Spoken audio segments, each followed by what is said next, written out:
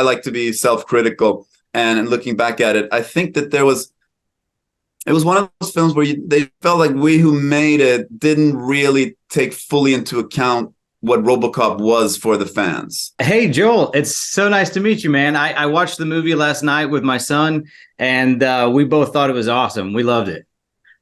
Fantastic. Glad to hear it. Yeah, he's 16, so it wasn't like I had like a 5-year-old watching it or anything. Yeah. No, that could have been heavy.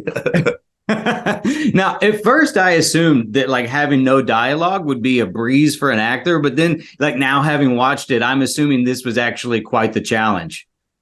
Yeah, it was. It definitely was. It was actually a bigger of a challenge than I realized initially. Like it was. I had some friends that were like, so we'll be able to hang out during the shoot. You won't have to go home and work on your lines every day. And I was like, I think it's going to be a little tough, anyways. And I realized later, it's the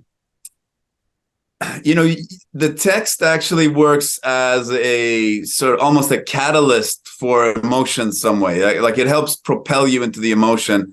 And sometimes, the way that you say things and the way that you use your voice, you can like hide a little bit maybe if you don't have quite all the emotion that you need for that moment, you can hide. I mean, the worst version of that is, what I call like American TV acting when the guys are like, yeah, I'm trying to tell you this is really important, but, we have to get through this, and that's like, it's all, voice, but there's no real emotion. But here it's like, it's really the flip side of it. And you have to just completely immerse yourself in the emotion. And I had to prepare for every take in this in the same way that I would prepare for the most emotional part of another film.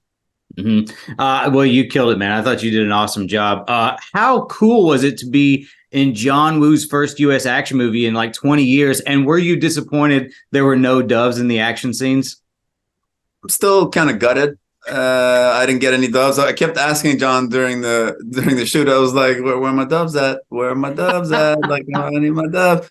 But I didn't get any. I heard him explain that this is something completely new for him, and his, the tone of this film, he feels like it is different. And I'm like, I don't buy it. I don't buy it. I want my doves. I'm gonna make my own copy of this movie later, where I'm gonna digitally put in some insert doves. The doves, and, yeah. And then I'm gonna upload it to the internet, and there will be doves. I'm telling you. No, dude. One thing I did love about this movie was that we actually see Brian training for his vengeance, right? And then almost everything he trains for, we see him put it into action. So, which aspect of the training did you personally find the most challenging? Because it looked intense.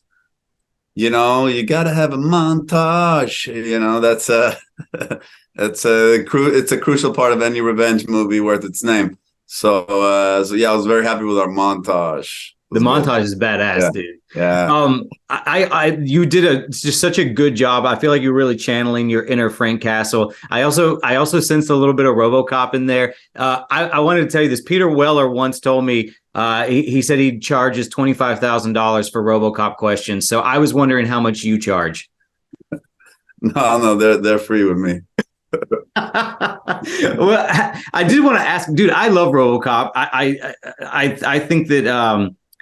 I mean, it was just, there's so many good things about it. Michael Keaton is a bad guy. I still remember the whole, you being taken apart and seeing the lungs, and it was such a cool scene. How do you feel about RoboCop 10 years later? And did any of your experiences in that film contribute to your performance here in Silent Night?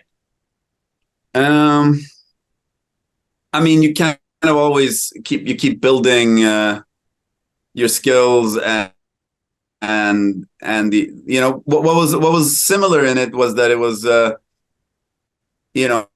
was kind of it was just a head, right, and some lungs, and then so there's a piece missing, and but otherwise I don't think I didn't think of any real correlation between the two. For me, it was like in that, like you said, you sort of had everything stripped away, and in this you had your voice stripped away, where I feel like you were using a lot of your voice in RoboCop. It was almost like the exact opposite. And so I was just curious if you thought about that at all.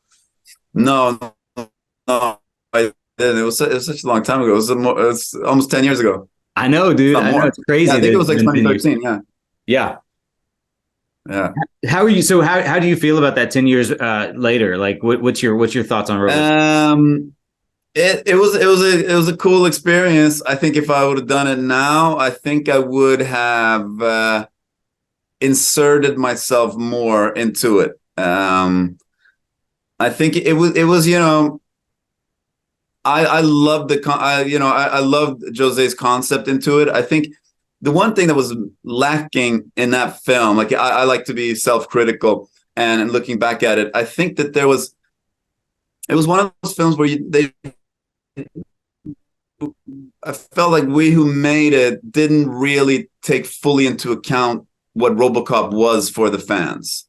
So I think, tonally, that sort of Verhoeven, satire, I think should have been, because it's so ingrained in the RoboCop, franchise and it's like in its being. So, it's different when a new filmmaker comes in and he puts his voice on it, and Jose had a very clear image of what he wanted to do. It was sort of an anti-imperialistic take, and I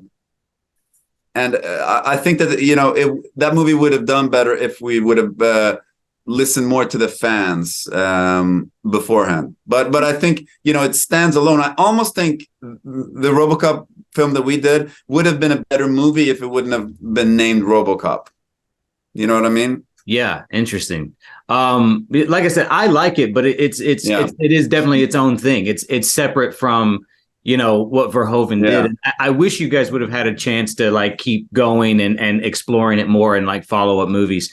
Last question for you, man. I'm with ComicBook.com. Yeah. I'm a big secret here in the background, but I do want to ask one nerdy question. Obviously, Rick Flag was killed off in the Suicide Squad, which, by the way, was my favorite scene in that whole movie. I thought you and John Cena had a tremendous scene. But with James Gunn rebooting the entire DCU, would you be open to playing a new version of Rick Flag, or would you prefer an all new character like Momoa is doing? I think an all new character. I mean, I don't know. I haven't talked to James in a while, but maybe I'll come in and do some like nasty villain. That would be fun. Dude, I'd love to see you do some nasty. I mean, he's got Superman now, so we got to get you some sort of Superman villain. Yeah, exactly. Dude, that'd be awesome. Hey, this was such a pleasure for me, man, getting to talk to you. And I actually think, not to a little precursor here, but I think I might be talking to you soon for All Mankind. Oh, so nice. I'll get to talk to you again. So looking forward to that, man. And hope you have a great rest of your day and don't want to take up any more of your time. Beautiful. I really appreciate you, Chris.